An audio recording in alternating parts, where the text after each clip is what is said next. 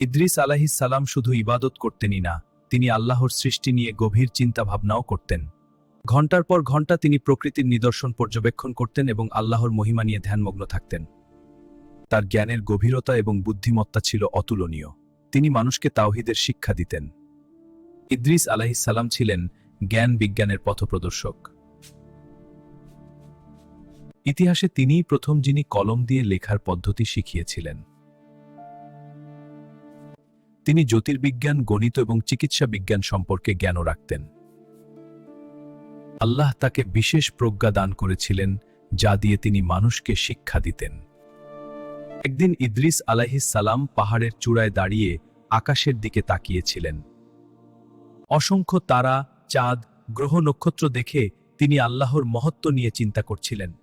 তার হৃদয় আল্লাহর সৃষ্টির বিস্ময়ে ভরে উঠেছিল। কত মহান আমার রব, কত বিশাল এই সৃষ্টি!